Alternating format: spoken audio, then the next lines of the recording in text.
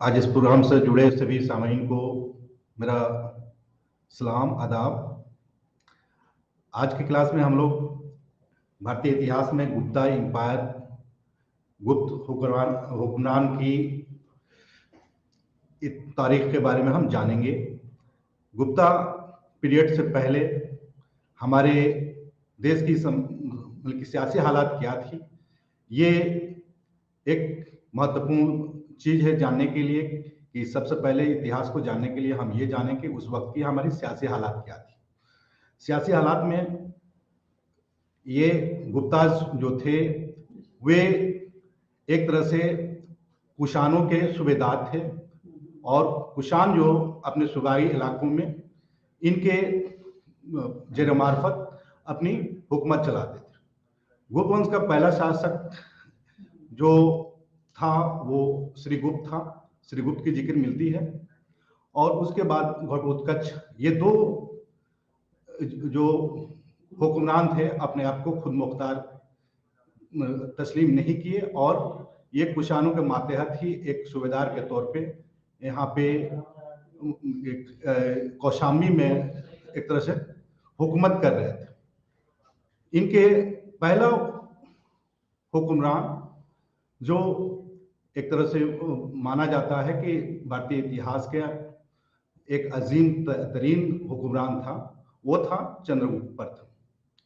अभी स्क्रीन पे आप लोगों को गुप्त एम्पायर की दिखाई दे रही होगी।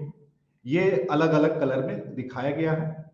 अलग कलर के में ये भी दिखाया गया है कि किन कौन कौन से बादशाहों ने किस खित्ते पे अपना फैलाव किया और किन किन जगहों को ये किया। तो सबसे पहले हम लोग ये देखेंगे कि पहला खुद मुख्तार शासक जो था वो चंद्रगुप्त प्रथम था। चंद्रगुप्त प्रथम के संबंध में हमें जो मतलब की जानकारी मिलती है और जो माखजरात हैं उससे हम ये जान पाते हैं कि चंद्रगुप्त प्रथम किस तौर पे अपनी बादशाहत को कायम किया और किस तौर पे पूरे हिंदुस्तान के एक खास इलाके में अपनी हुकूमत को तसल्लुत किया। ये पहला बादशाह था जो अपने को खुद मुख्तार ये किया और कुषाणों से अलग होके कौशाम्बी में अपना पहला खुद मुख्तारी का ऐलान किया। ये इंडिया का पहला गुप्त शासक भी ये किया जाता है और इसने अपना तखल्लुस महाराज हिजराज का ऐलान किया। ये और इसने गोल्डन कॉइन्स चलाया। One of the important event of this period ये था कि इसकी जो शादी हुई, शादी ये लिच्छवी राजकुमारी जो थी उनसे इसकी शादी हुई। वो प्रिंसेस थी और इससे एक मैट्रिमोनियल अलायंस के तौर पे जो मगध कहा जाता है या लिच्छवी जो वैशाली का इलाका है बिहार में ये कायम है, उनकी राजकुमारी से यह शादी करने के बाद से इसका इलाका भी इसको मैरिज अलायंस के तौर पे मिल गया। और इनके देखा जाए हम अगर देखेंगे इतिहास में तो ये एक तरह से हिंदुस्तान के अजीम तरीन बादशाह में इनकी शमूलियत होती है। ये मैरिज अलायंस के बदौलत अपनी एम्पायर का और अपनी मतलब साम्राज्य का एक तरह से एक्सटेंशन किए। इनका जो एरा रहा वो 319 सेंचुरी से 335 ईस्वी तक रहा और इन्होंने अपनी जो राजधानी का ऐलान किया वो मगध में थी। मगध था। प्रयाग और साकेत इनकी एक तरह से हम देखेंगे तो एक बड़े हिंदुस्तान के खित्ते पर इनका हुकूमत कायम हुआ। समुद्रगुप्त इस मुल्क के खानदान के सबसे अजीम शासक थे। ये समुद्रगुप्त का अगर हम पीरियड देखें तो पीरियड देखेंगे तो हमें पता चलता है कि ये 335 से 375 एडी तक हिंदुस्तान पे हुकूमत कायम की। ये चंद्रगुप्त प्रथम और कुमार देवी के ये थे, पुत्र थे, सन थे।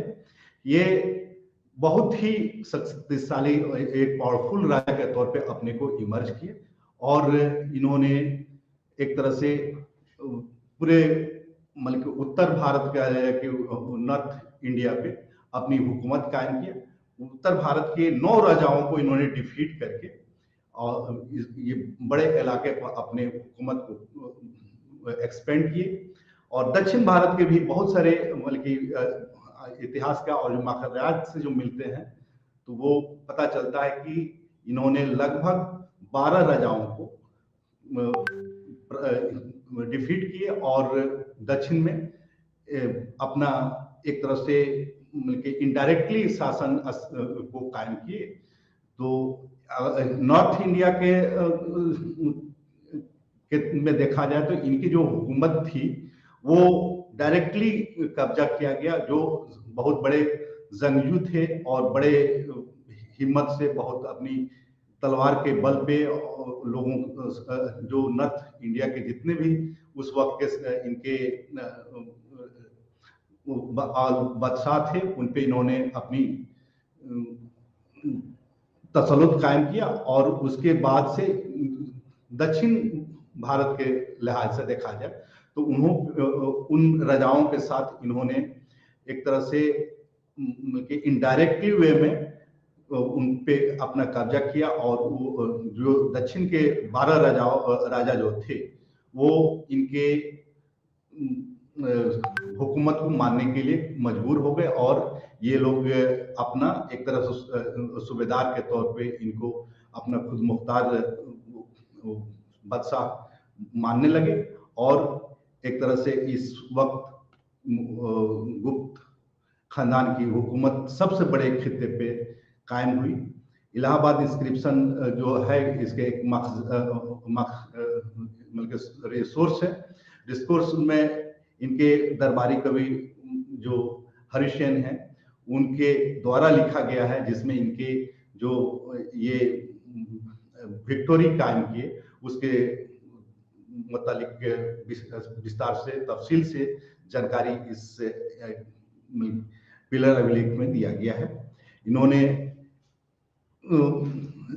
गंगा वैली से लेके साउथ के 12 राजाओं के साथ और जो ट्राइबल किंग्स थे जो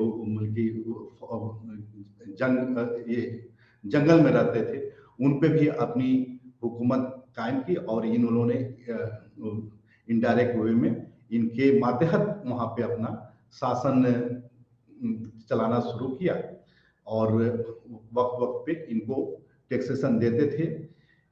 इनका जो एम्पायर था हिमालय से लेके देखा जाए उत्तर में तो हिमालय से लेके दक्षिण भारत में गोदावरी तक फैल गया। दक्षिण भारत के राजाओं को जितना आसान नहीं था, क्योंकि दक्षिण भारत के जो हम जोग्राफिया को देखते हैं तो बहुत ही मुश्किल है। वहाँ पे विंध्याचल और जो मतलब कि रेंज है ये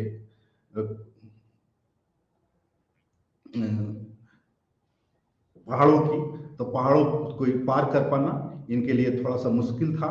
उत्तर में हम देखें तो बल्ख अफगानिस्तान से ब्रह्मपुत्र तक इनकी तसल्लुत कायम थी और सबसे बड़े जंगजू के तौर पे ये गुप्त शासक में जाने जाते हैं।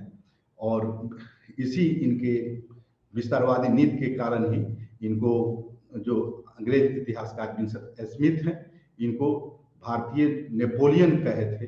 और भारतीय नेपोलियन इस रूप में जाने जाते हैं कि इन्होंने लगभग 100 लड़ाइयां लड़ी और किसी में डिफीट नहीं हुए। नेपोलियन तो कम से कम एक बार डिफीट भी हुआ था, लेकिन ये अपने तारीख में कभी बल्कि हार इनको कबूल नहीं हुआ और हार किसी भी जंग में इनको हार नहीं हुई। इनकी मिलिट्री पावर काफी उस वक्त तक देखा जाए तो काफी मजबूत थी।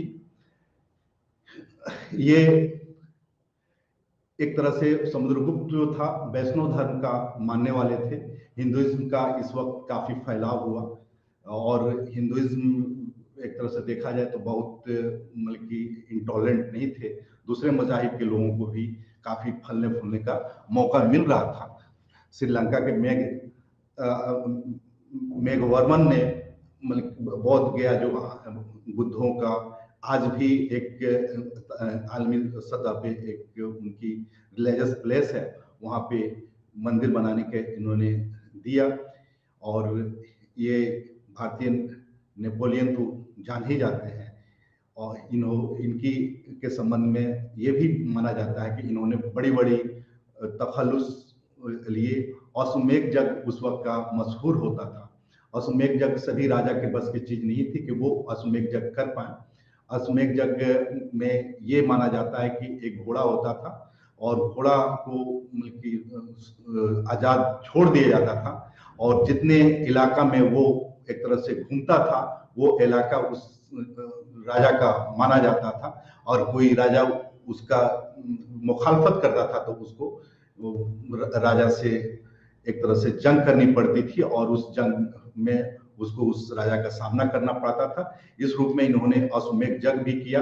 इन्होंने सोने के क्वाइंस जारी किए और ये एक तरह से कहा जाए तो आर्ट एंड कल्चर के प्रति इनकी काफी रुचि थी, काफी इसमें इंटरेस्ट रखते थे। इनको कविराज भी कहा जाता था, यानी कि ये ऐसे कवि भी थे और जुबान अदब में इनकी काफी रुचि थी और इसमें काफी दिलचस्पी रखते थे। इसी बुनियाद पर इनको भारतीय इतिहास में कविराज भी कहा गया है। और हम देखें तो इनके वक्त में बुद्धा की भी काफी अहमियत रही और दो बुद्धिज्म के लोग थे मानने वाले, जैनिज्म के भी लोग माने और उनके प्रति किसी तरह की इंटॉलरेंस नहीं किया गया था। सभी को समान रूप से अपने धर्म को और उसके अकीदा को मानने का पूरा अख्तियार था और अलग अलग खित्तों में लोग इसको मान रहे थे और अपने अकीदा के बुनियाद पे अपने मजहब को फैलाव कर रहे थे। इस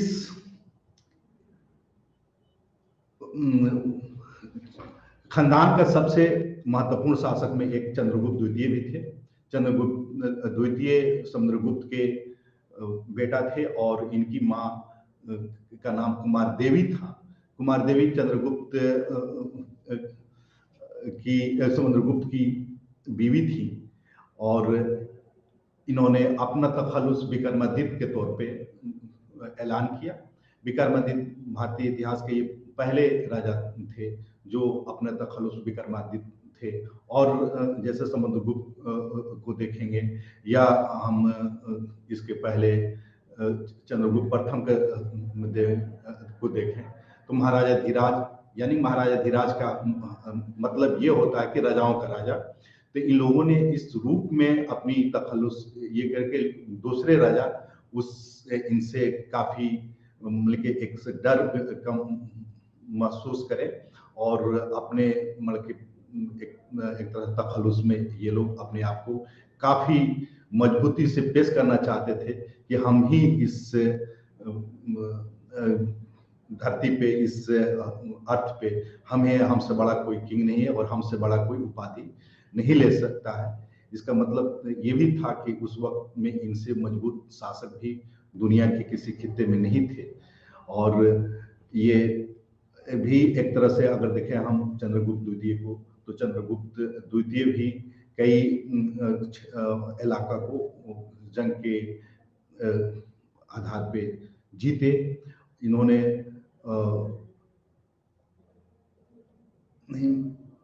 ये वेस्टर्न कोस्टलाइन के कुछ इलाके थे उन्होंने उसको जीता और शादी के अलायंस के तौर पे भी कुछ राजाओं को इन्होंने ये किया। उसमें नागाज जो दक्षिण भारत में वाकाटक के कुछ राज थे वो उन्होंने मतलब शादी के बुनियाद पर इनकी मातहत अख्तियार की।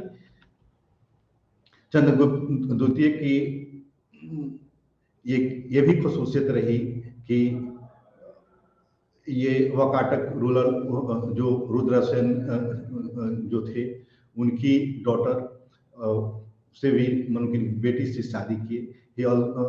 ये सतपुरा किंगडम को भी हासिल किए और अलग अलग मतलब कि शक राजाओं को एक तरह से खत्म कर दिए इनको, इसलिए इनको डिस्ट्रॉयर ऑफ शकास कहा जाता है। शक राजा जो थे उनको एक तरह से उनको पराजित करके और हिसाब पर, कठियावाड़ा के हिसाब पर इन्होंने अपना तसल्लुत कायम किया। इस खानदान के जो अगले जो महत्वपूर्ण और खास जो इतिहास में उनकी अहमियत है, वो राजा थे चंद्रगुप्त, ये कुमारगुप्त के जो अगर हम देखेंगे तो उनका जो शासन और उनका टेन्योर जो था 415 से 455 ईस्वी तक रहा। ये काफी दिनों तक मतलब कि एक लगभग 40 सालों तक मौर्य खानदान के बादशाह रहे और ये इनका जो तखल्लुस रहा वो महेंद्रद्वितीय इन्होंने तखल्लुस लिया। और एक तरह से देखा जाए तो इतिहास में इनके दौर का काफी अहमियत है, चूंकि इन्हीं के दौर में हुनों का एक आक्रमण, एक तरह से हुन एक प्रजाति थी जो वेस्टर्न एशिया से आके भारत पे आक्रमण कर रहे थे और एक तरह से एक वेस्टर्न एशिया के कुछ हिस्सों पे अपना अख्तियार कायम कर लिए थे। ये लोग लगातार एक तरह से इनसे आक्रमण कर रहे थे, इन पे से लगातार जंग हो रही थी और एक कुमारगुप्त भी उसमें इन लोगों को लगातार रोकने की कोशिश कर रहे थे। कुमारगुप्त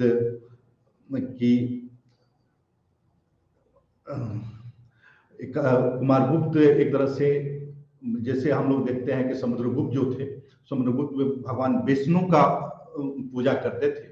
ये एक तरह से इनके लोगों के काल में हिंदुइज्म का रिवाइवल हुआ। हिंदुइज्म के रिवाइवल कई मानों में हुआ कि अलग अलग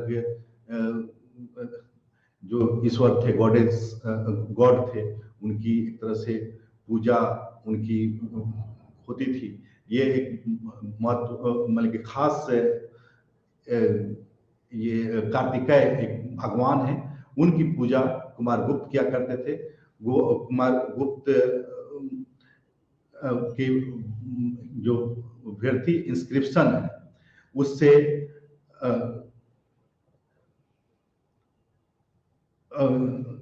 से पता चलता है कि स्कंदगुप्त मित्र, according to the Varti inscription, the Saka Gupta, some Pushmitra invaded the Gupta during the his period. ये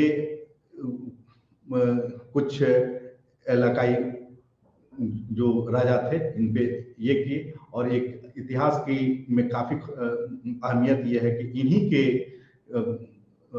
शासन के दौरान नालंदा की यूनिवर्सिटी कायम हुई।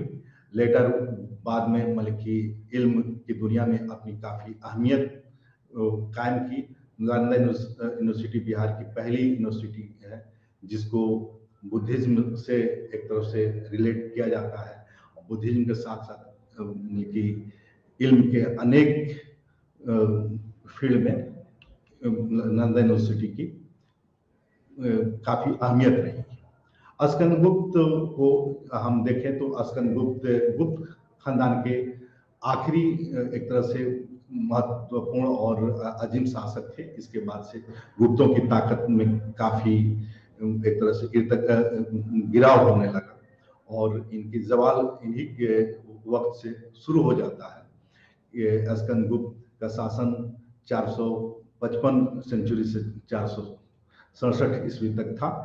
इनको लास्ट गुप्ता रूलर माना जाता है। इन्होंने परम भट्टारा, देवा, महाराज धीराज आदि की तखल्लुस लिए। महाराज धीराज एक बहुत बड़ा तखल्लुस होता था, जिसका माने ही होता था राजाओं का राजा, और ये एक तरह से अपने दौरे हुकूमत में हुनों को एक तरह से रोके, और एक बार इनके दौरान हुनों को डिफीट भी किया गया, और इसलिए इनकी भर्ती मतलब कि भीतरी इंस्क्रिप्शंस हैं, एक तरह से इनके इंस्क्रिप्शन को माखजरात कहते हैं।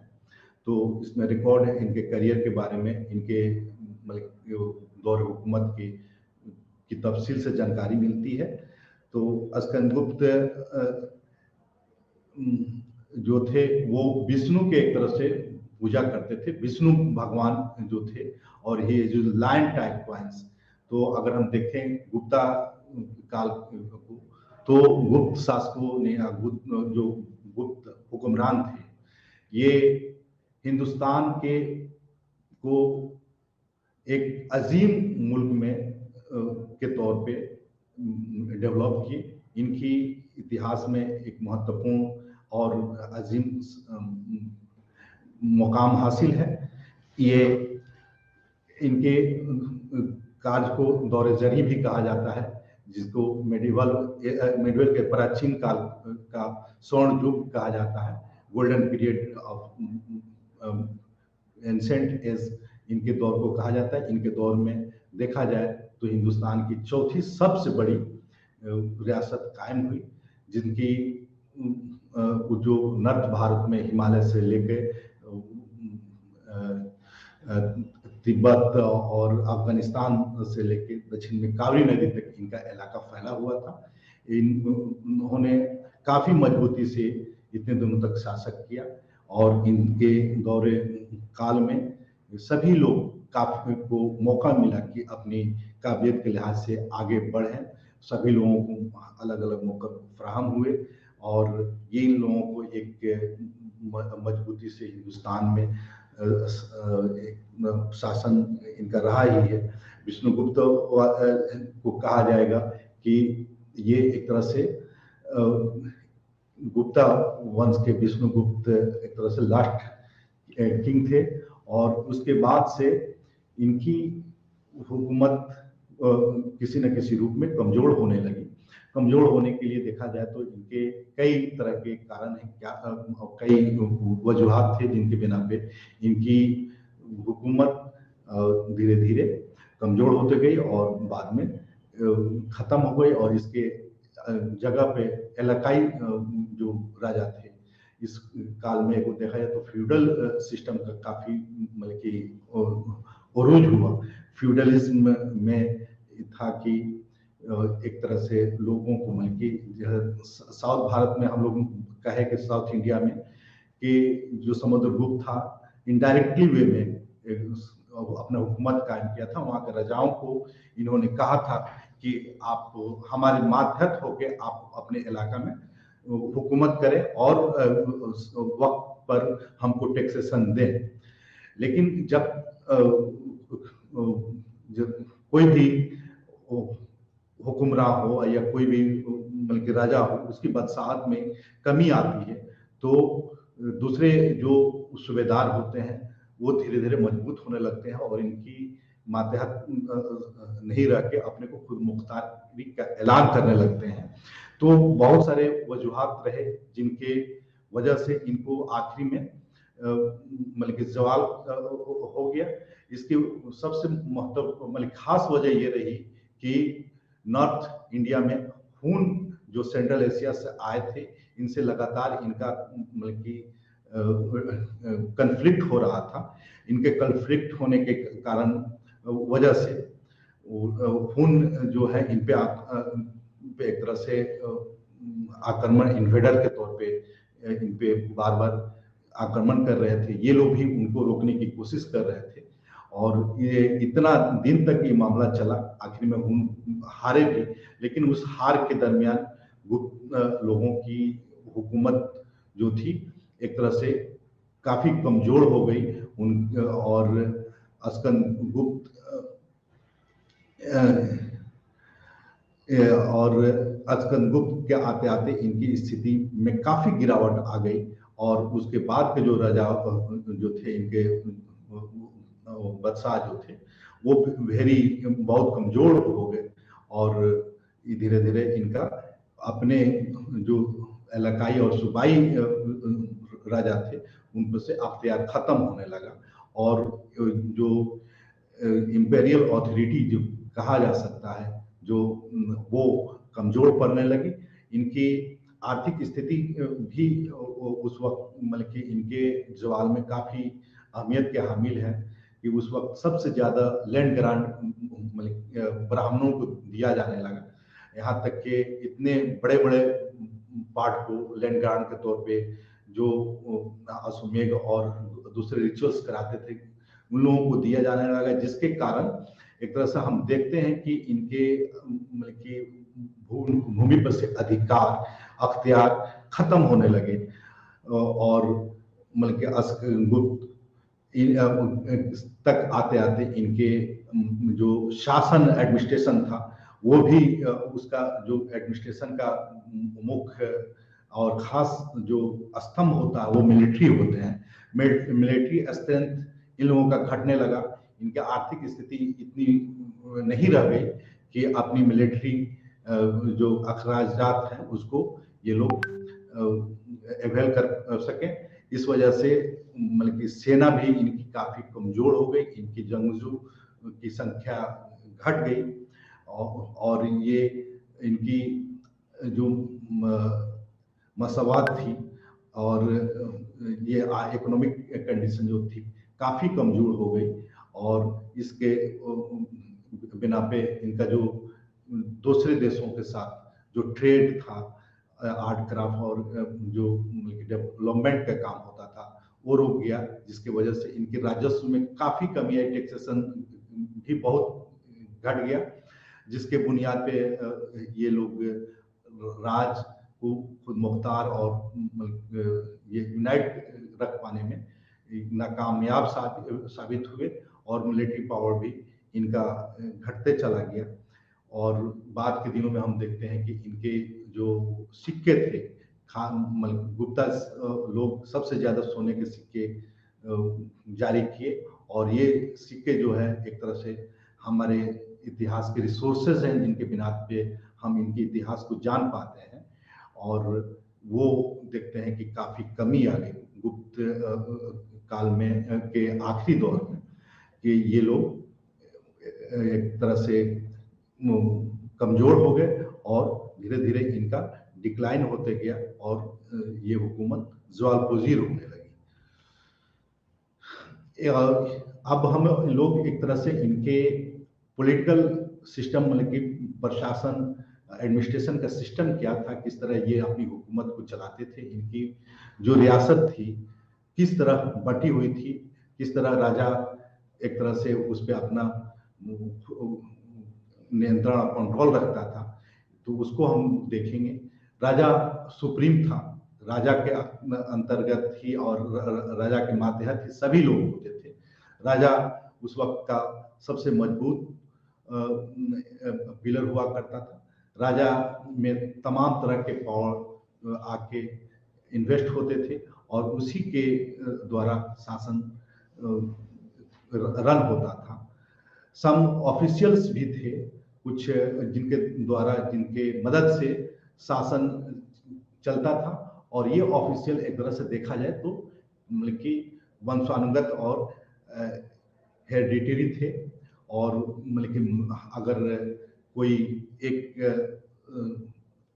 सूबेदार है तो उसका बेटा भी सूबेदार होगा और उसके फिर बाद में और इसका इल्म भी हमें मतलब कि अलग अलग स्क्रिप्शन से मिलता है। फ्यूडलिज्म एक तरह से सूबेदारी व्यवस्था को कहा जाता है कि आपको बहुत बड़े खित्ता को हम लोग दे दिए एक तरह से इनाम के तौर पे और आप मतलब कि आज़ाद तौर पे उन खित्तों पे एक तरह से आप हुकूमत करते हैं, उसका टैक्सेशन लेते हैं और आप अपने अखराजात उसके के जरिए चलाते हैं। तो फ्यूडलिज्म इसी दौर में स्टार्ट हुआ। फ्यूडलिज्म में ये व्यवस्था थी जो इसके शासन को भी कमजोर किया और इनकी अर्थव्यवस्था मतलब कि मासियात को देखें तो उसको भी कमजोर किया कि चूंकि बहुत से लोगों को एक दान के तौर पर, इनाम के तौर पर एक बहुत बड़ा हिस्सा, भूमि का टुकड़ा दिया जाने लगा और वो कंपेंसेशन के तौर पे वो लोग लेते थे कि चूंकि हम आपके दरबार में आपकी सेवा दे रहे हैं, आपकी खिदमत कर रहे हैं, उसके बिना पे आपको एक टैक्सेशन दे दिया गया। टैक्सेशन के तौर पे, इनाम के तौर पे आपको एक बड़ा मतलब कि लैंड का पार्ट दे दिया गया। तो ये एक तरह से हुकूमत को कमजोर करने वाला भी था। और एक तरह से हम देखें तो टेक्सटाइल ये लोग राजा जो थे कि इनके शासन में देखा जाता कि हम लोग कई राजाओं के मतलब तखल्लुस के बारे में देखें कि महाराजा धीराज, एक सम्राट, एक अधिराज, मतलब कि इसका मतलब ये होता है कि हम बहुत पावरफुल हैं, हम राजाओं के राजा हैं, हम बादशाहों के बादशाह हैं और हमसे बड़ा एम्पायर और हमसे बड़ा इंपेरियल किंग कोई नहीं है। ये उस वक्त मनाया जाता था और कहा जाता था लोगों से। तो ये चीजें हैं कि जो जिन लोगों को, जो इनके फ्यूडल्स थे, बाद में इनको टैक्सेशन देना बंद कर दिए, जिससे इनकी इकोनॉमिकल कंडीशन जो है काफी कमजोर होने लगी और जिस भी हुकूमत को टैक्सेशन कम मिलने लगता है तो मानिए कि उनको हुकूमत चलाना बड़ा मुश्किल हो जाता है। तो राज कोई भी एम्पायर उस वक्त तक मजबूती से खड़ा रहता था जब वो इनरिच होता है। कई मामलों में उनको अलग अलग भागों से उनको टैक्सेशन मिलता है तो वो अपने राज को मजबूत कर पाते हैं, अपनी सेना को मजबूत कर पाते हैं, अपनी सेना के और जो अखराजात हैं उसको बआसानी चला पाते हैं। लेकिन यही सब चीजें हुई कि एक तरह से इनके हुकूमत में भी देखें हम तो ये तो एक सबसे बड़ी मतलब एक तरह डीमेरिट थी कि फ्यूडल सिस्टम के अंतर्गत लोगों को मतलब के भूदान दिया जाने लगा। उस वक्त शासन को मतलब कि इफेक्टिवली रन करने के लिए अगर हम देखें तो मिनिस्टर्स भी हुआ करते थे और एक सेंट्रलाइज कंसेप्ट था। राजा सबसे मतलब कि खास था और राजा के अंतर्गत और राजा के मातहत दूसरे मिनिस्टर्स होते थे जो राजा द्वारा अपॉइंट होते थे और उनको मेरिट के आधार पे, मेरिट की बुनियाद पे उनको महत्वपूर्ण और खास जगह दी जाती थी और उनको आर्मी में भी खास मुकाम दिया जाता था। और मतलब कि इस दौर में हम देखें तो गुप्ताज जो था वो मतलब कि एक सूबों में एक तरह से बटा हुआ था और सूबा को हम देखें तो उसके बाद से विषय में बटे हुए थे। विषय मतलब कि नगरिका और गांव के भी लोग होते थे। उस वक्त का टैक्सेशन सिस्टम भी काफी ज्यादा था। अगर देखें तो लगभग 1/6 टैक्सेशन लिया जाता था। तो ये एक तरह से कैश में लिया जाता था। वाटरिंग सिस्टम भी थी और राजा का एक तरह से अख्तियार होता था कि वो किसको किस जगह पर रखे और किस तरह से लोगों को शासन संचालित कराए किस और उस तरह से उन पे अपना तसल्लुत कायम रखे। तो इस वक्त में एक महत्वपूर्ण चीज के तौर पर हम देखेंगे कि उस वक्त की मतलब कि सामाजिक और मतलब कि मजहबी अकायद क्या थे और समाज किस तरह से बटा हुआ था। अगर हम देखें तो उस वक्त काफी ये एक हिंदुइज्म में हम देखें तो चतुर्वर्ण सिस्टम का काफी बड़ा कंसेप्ट है कि अलग इनकी चार वर्ण के तौर पे उत्पत्ति मानी जाने लगी थी। तो ये तो खैर वैदिक एज के बाद यही सब हो गया था, लेकिन इस सिस्टम को इस वक्त और मजबूती मिली। वर्ड सिस्टम को कास्ट सिस्टम में बदल दिया गया, और कास्ट सिस्टम के जो मेन बुनियाद थी वो मतलब कि जन्म के बुनियाद पर होता था कि कौन व्यक्ति, अगर कोई शख्स किस सोसाइटी में किस कास्ट में जन्म लिया है, उसका बेटा उसी कास्ट से माना जाएगा। तो एक तरह से सोसाइटी का स्ट्रक्चर हम देखें, सोसाइटी का ढांचा हम देखें, ये एक तरह से हिंदू धर्मशास्त्र पे आधारित थी और उन पे मुनहसर थी। तो structure of society is basically the same as mention in Hindu Dharmashastra. The period mark as a revival of Hinduism. तो इस पीरियड को हम लोग हिंदुइज्म का रिवाइवल, पुनर्जागरण या लेंसा के दौर पे भी हम मानते हैं कि इस दौर में हिंदू धर्म के फलाह बहबूद के लिए बहुत से काम हुए। इस वक्त ही हम देखते हैं कि मंदिरों का निर्माण शुरू हुआ और उसमें एक खास आइडल के तौर को रख के मंदिरें अलग अलग खित्तों में बनने लगी। उस वक्त ये भी माना जाता है कि ये लोग टॉलरेट थे दूसरे मजाहिब के प्रति, जैसे उस वक्त मजहब दूसरे मजहब के जो हिंदुस्तान और इस खित्ते में थी वो बुद्धिज्म और जैन थी, और बुद्धिज्म और जैन पे किसी तरह के एक तरह से मतलब उनको सताने का कोई जानकारी मिलती नहीं है। तो ये हिंदुइज्म का रिवाइवल था। इसमें हिंदू धर्म की खास किताबों जो है अपनी अमल में आई, उनकी को आदमी शक्ल और सकाफती तौर पे भी उनकी काफ़ी अहमियत है। एक तरह से ये वैष्णव धर्म के उपासक होते थे, लेकिन एक कार्तिकेय का भी पूजा प्रारंभ हुई इस काल में। तो एक तरह से हम देखें तो एक तरह से अहिंसा और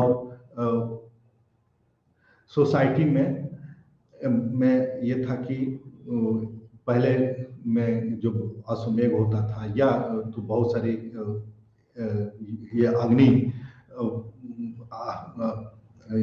एक तरह से कि रिमार्केबल इम्पैक्ट ऑफ अहिंसा एंड वेजिटेरियन सोसाइटी। तो लोग उस वक्त जो अपने अकायद के लिहाज से अपने अपने खाना खाते थे। शूद्राज मतलब ब्राह्मण, क्षत्रिय, वैश्य और शूद्र, चार जैसे चतुर्वर्ण सिस्टम था। इसमें ब्राह्मण जो लोग थे उनको काफी मतलब कि समाज में सबसे मतलब ऊंचा स्थान और मुकाम हासिल था। दूसरे नंबर पर क्षत्रिय थे, जिनको राजा और जो मिलिट्री से संबंधित लोग थे वे लोग इस ग्रुप में शामिल होते थे। वैश्य जो व्यापारी माने जाते थे। शूद्राज, तो शूद्राज की स्थिति भी यहाँ पर देखें तो बहुत मतलब कि एक तरह से नहीं हुई, बहुत अच्छी नहीं हुई। और एक तरह से इस काल को हम देखें तो अनटचेबिलिटी का काफी एक तरह एक्सपेंशन हुआ, और अनटचेबिलिटी एक खास अब जगह बना ली समाज में। और नई कास्ट सिस्टम मतलब कि इसमें देखा जाए कि अगर कोई ब्राह्मण लड़का किसी शूद्र के साथ या वैश्य के साथ शादी करता है तो उससे जो औलाद जन्म लेता है उसको एक अलग कास्ट में जगह दी जाती है। और यदि कोई मतलब कि शूद्राज लड़का है वो अगर किसी ब्राह्मण लड़की से शादी करता है तो उसको एक तरह से चंडाल एक इस तरह से। तो कास्ट और मतलब कि इन चार वर्णों के अलावा भी अनेक जातियां और अनेक मतलब कि कास्ट इस वक्त ये हुए। हिंदू धर्म की बहुत मशहूर किताब स्मृति कहा जाता है। स्मृति ग्रंथ मनुस्मृति से लेके दूसरे स्मृति जो ग्रंथ हैं उनका इस दौर में अपने अमल में आई और इसको पूरा लिखा गया। हिंदू धर्म की दो मतलब कि एपिक ग्रंथ जो है रामायण और महाभारत इस काल में अब मुकम्मल हुए। अगर समाज में देखें तो किसी समाज को आंकने का, किसी समाज को जज करने का सबसे खास जो पैरामीटर होता है वो उस सोसाइटी में, उस समाज में महिलाओं की क्या पोजीशन है उससे किया जाता है। तो वुमेन, महिला जो खातून थी, उनकी अहमियत एक तरह से घटी और इस वक्त तक देखें तो टोटली एक तरह से पेट्रियार्कल सोसाइटी कायम हो गई। और जो खातून थी वो किसी मर्द के मातहत होती थी, उनको मतलब कि आज़ादी नहीं थी, अपनी आज़ादी के लिहाज से बाहर जा सके, एक तरह से उनको पर्दा भी करना पड़ता था। और पुरुष जो थे एक से ज़्यादा विवाह जनरली मतलब कि होने लगी, पोलीगेमी मतलब बहुत तेजी से फैला। और जो खातिन थी उनको दोबारा शादी करना बैन कर दिया गया। तो एक और जो खास चीज इस वक्त हमको मिलती है वो है सती सिस्टम। सती ऐसा होता था कि कोई किसी का मतलब कि हस्बैंड, किसी खातिन का हस्बैंड जो है मतलब इंतकाल कर गया तो उसकी चिता पर जबरदस्ती या उसकी स्वेच्छा से या उसकी मर्जी से उसके चिता पर जला दिया जाता था। तो ये एक सती सिस्टम था। इस वक्त हम लोग देखते हैं कि सती सिस्टम काफी की भी जानकारी हमको इस समय मिलती है। जैसे 510 में का एक पिलर इंस्क्रिप्शन है जिसका नाम है एरन इंस्क्रिप्शन। इससे हमें ये जानकारी मिलती है कि उस वक्त सती प्रथा मतलब सती सिस्टम भी अमल में आ चुका था। मंदिरों में देवदासी सिस्टम भी था। देवदासी ये होती थी, महिलाएं होती थी, लड़कियां होती थी जो मंदिरों में लोगों को जो थे उनकी रहती थी, उसमें नाच गान करती थी। तो देवदासी सिस्टम भी उस वक्त अमल में आने लगा। इस वक्त की सबसे महत्वपूर्ण जो अचीवमेंट है वो बड़ा रहा है आर्किटेक्चर का और लिटरेचर का। इस दौर में हम देखेंगे तो हिंदुस्तान के सबसे मजबूत आर्किटेक्चर और लिटरेचर का एक तरह से अमल में आया। बहुत सारे लोग जो हैं वो जुबान और अदब से में जो ख्वाहिश रखते थे। इस वक्त के सबसे खास जो मतलब कि जुबान अदब के माहिरीन थे वो हमको देखने को मिलते हैं। कालिदास इस वक्त के एक सबसे ये थे, खास कवि थे, खास जो राजकवि भी थे। तो उनकी भी हमको जानकारी मिलती है। संस्कृत लैंग्वेज एक तरह से देखा जाए तो संस्कृत लैंग्वेज एक तरह से राजकीय और मतलब की बादशाही जुबान बन गई। संस्कृत को इस वक्त में काफी मतलब कि अरूज मिला और उस दौरान के हुकूमत के हुक्मरानों ने संस्कृत को फलने फूलने आगे बढ़ने का तमाम तरह के मौका फराहम किए। और संस्कृत एक तरह से काफी अरूज पे रहा। उसको एक तरह से टोटली राजा का और उस दौरान के बादशाहों का पूरा सपोर्ट मिला। और ये राजकीय भाषा के तौर पे हिंदुस्तान में पहली मर्तबा संस्कृत को अमल में लाया गया। संस्कृत में उस वक्त काफी कुछ लिखा गया, नाटक हो या मतलब कि अनेक तरह के ये हो या कविता हो, जिसको मतलब कि शेरी शक्ल कह सकते हैं, उसमें लिखा गया। और उस वक्त के एक स्मृति ग्रंथ होते हैं जो एक तरह से हिंदू धर्म के एक तरह से लॉज हैं। तो स्मृति ग्रंथ भी थे, उस वक्त लिखा गया, उनको पूरा अमल में लाया गया। स्मृति ग्रंथ में हम अगर देखेंगे तो मेनी स्मृति लाइक मनुस्मृति की भी रचना हुई, नारद स्मृति की भी रचना हुई, बृहस्पति स्मृति की गौतम स्मृति है, पराशर स्मृति है। और इसी तरह अलग तरह की स्मृतियाँ इस वक्त अपने मतलब मुकम्मल शक्ल में आई।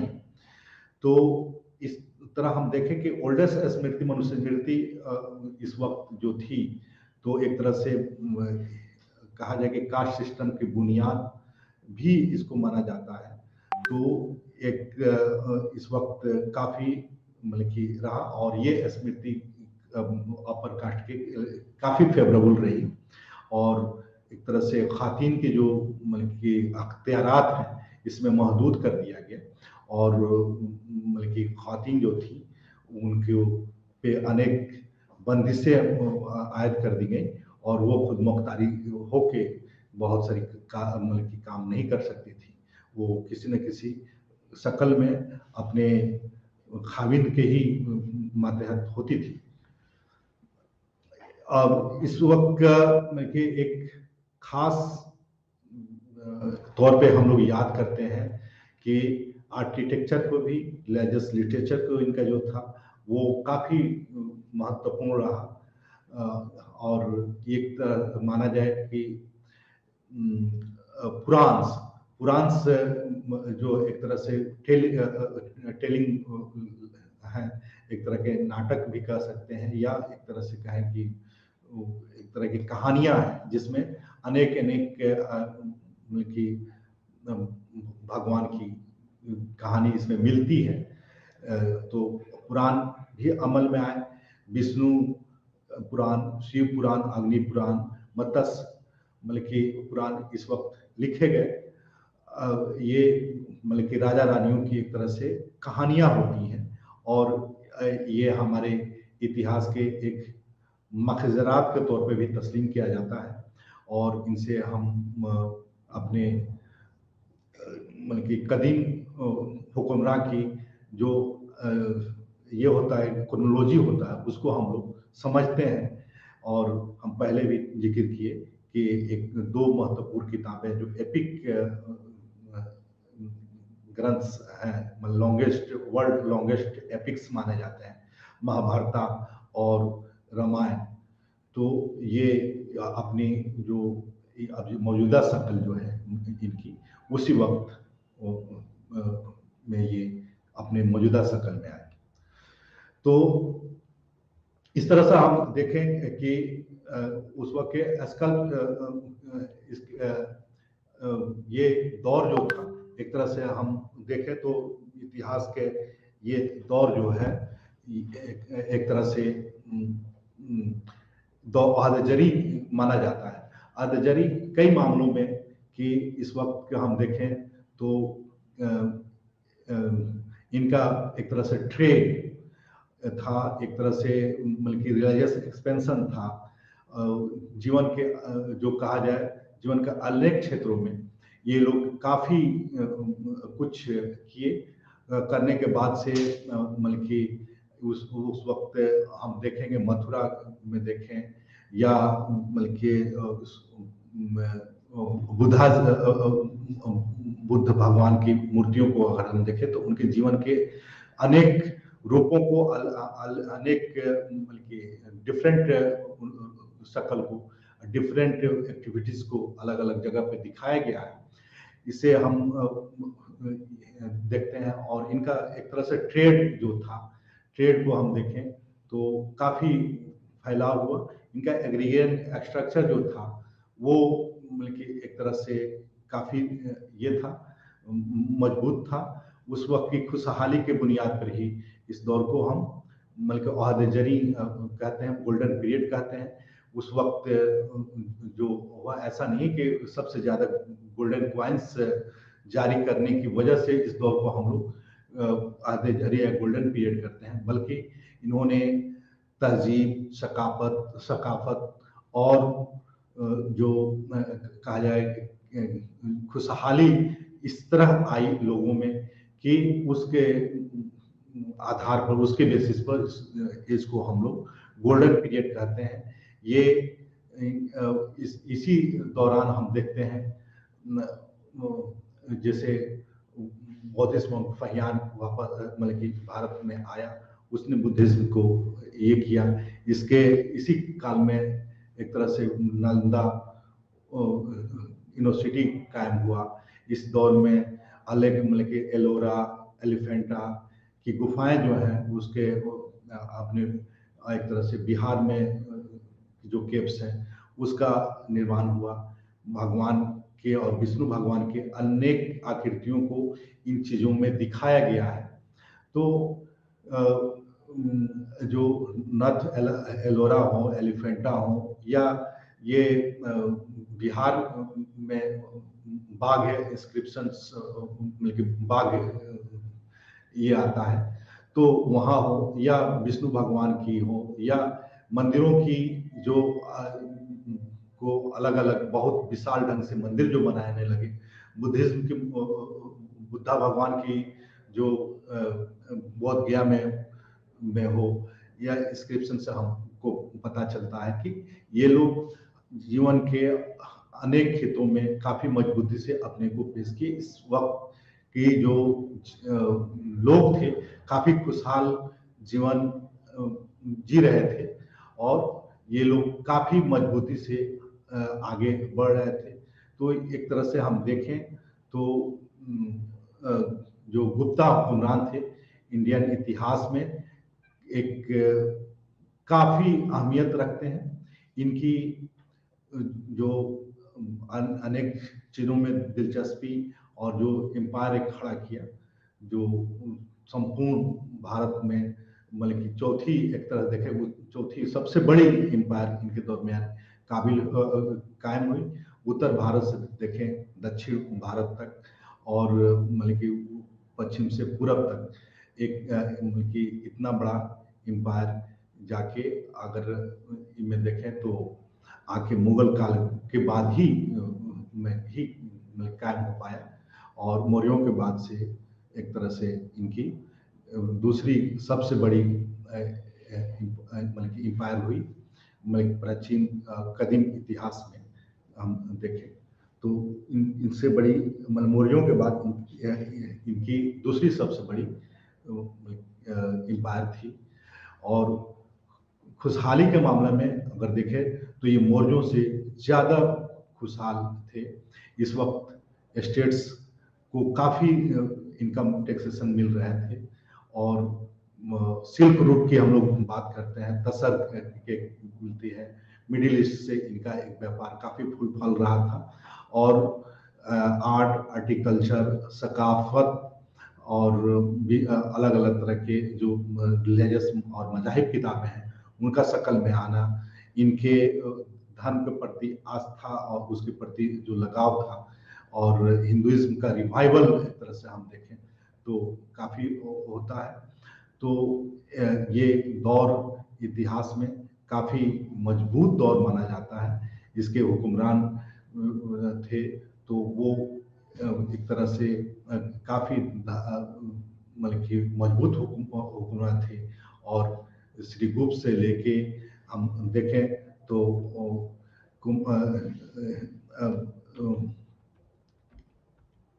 स्कंदगुप्त तक, तो श्रीगुप्त बाद में इनका डिक्लाइन को भी यदि हम देखते हैं तो डिक्लाइन भी मतलब बहुत अचानक नहीं हुआ। बाद के इनके शासक भी कमजोर होते गए, उनमें मतलब कि दूसरे अपने जो इलाकाई और सूबाई जो इनके राजा थे उन पर से इनका तसल्लुत धीरे धीरे खत्म होने लगा, जिसके वजह से इनका मतलब खुद मुख्तारी और इनकी वो इलाकाई राजा करने लगे तो इनका अपने राज्य से नियंत्रण खत्म रहा। लेकिन एक तरह से हम देखें तो इतिहास में इनकी जो देन है वो काफ़ी अहमियत के हामिल है। ये लोग काफ़ी भारत के इतिहास को जानने के लिए मलिक खजरात छोड़ के गए हैं, जिसकी बुनियाद पे हम इस इतिहास को जानते हैं, समझते हैं और उसको हम देखते हैं। तो उस पे इनका जो हम एक तरह से आकलन करते हैं या इनका जो हम विश्लेषण करते हैं तो उसे पता चलता है कि प्राचीन भारत में कदीम इतिहास में कि इनसे मजबूत और इनसे ज़्यादा दूसरे हुक्मरानों ने नहीं किया। इन्होंने अपनी कौम की फलाह और बहबूदी के लिए बहुत से इक़दाम उठाए और अपने मल्की राज दरबारियों के लिए, जिससे हम कुमार ये चंद्रगुप्त द्वितीय को देखते हैं तो उनके दौर में मल्की नवरत्न उनके दरबार में होते थे, जो मल्की तहजीब और सकाफत के माहिरीन थे और अलग अलग किताबें लिख रहे थे, कवि भी थे। खुद समुद्रगुप्त अपने को कविराज की उपाधि धारण किया था, अपने को कवि लिखता है और उसके मतलब सिक्कों को देखने से बात पता चलता है कि उसके सिक्कों पे उसको बीना बजाते हुए दिखाया गया है, जिसके से ये भी पता चलता है कि वो मतलब एक तरह से सकाफत से काफ़ी लगाव रहता था, वो बीना बजाना जानता था, वो नृत्य संगीत से काफ़ी अपने को जोड़ा हुआ महसूस करता था। तो और मतलब चंद्रगुप्त द्वितीय के दौर में हम देखें तो उस वक्त चंद्रगुप्त द्वितीय के दौर में अनेक और कई तरह के मतलब सकाफती फलाह के काम हुए। तो सकाफती फलाह के लिए उसने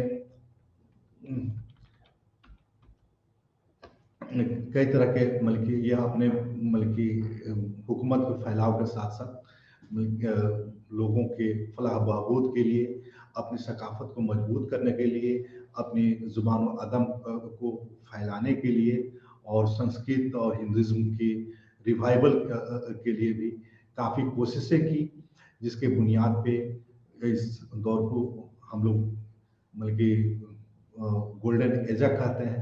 और गोल्डन एज सिर्फ इस मामले में नहीं, कई मामले में था कि जीवन के सभी क्षेत्रों में काफ़ी मजबूती से रुझ हुआ। काफ़ी कुछ लोगों को ये देखने को मिलता है कि इस वक्त के जो राजा थे वो अपने जनता के प्रति काफ़ी लगाव रखते थे और बहुत लोगों को मतलब सताने के लिए या उन लोगों को परेशान करने का कोई बल्कि एक तरह से मिसाल देखने को नहीं मिलता है। तो गुप्ताज की एक पॉलिसी, गुप्ताज खानदान की एक भी पॉलिसी थी कि हम देखें कि अगर एक बार फिर से हम देख लें कि चंद्रगुप्त प्रथम से लेके स्कंदगुप्त तक, तो ये लोग कई तरह से अपने को जनता से जुड़ा रखा, अपनी प्रजा पे किसी तरह के उस ये नहीं किए कि वो प्रजा अपने को ठगा हुआ महसूस करे। अपने समाज को, अपने रियासत को मजबूत रखने के लिए कई काम किए और अपने को मजबूत दिखाने के लिए भी इन्होंने अलग अलग तखल्लुस लिए। तो इस बुनियाद पे हम लोग कहते हैं कि ये काफ़ी मजबूत हुकूमत इनकी थी और इन्होंने कई तरह के काम किए हैं। इनके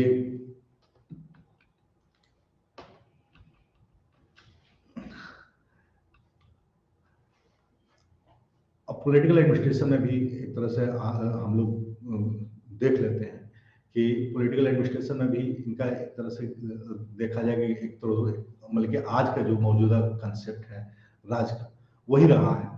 तो राज में जैसे कैसे मतलब कि संपूर्ण राष्ट्र का कंसेप्ट उस वक्त तो खैर नहीं था, लेकिन राष्ट्रीय में मतलब कि राष्ट्र, फिर उसको राज्य में सूबा में तकसीम, सूबा को मतलब कि विषय को एक तरह से नगरपति, तो सबके मतलब कि एक तरह से ये हो जाते थे।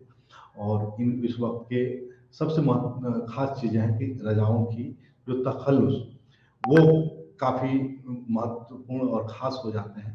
आप सभी राजाओं ने अलग अलग एक तरह से अपनी उपाधियाँ ली।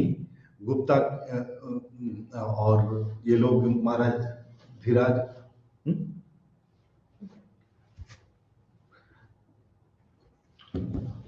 महाराज धीराज, एक राड, एकाधिराज ये मतलब कि दिखाता है कि हम मतलब कि अपने मातहत राजाओं से कितने सुप्रीम हैं।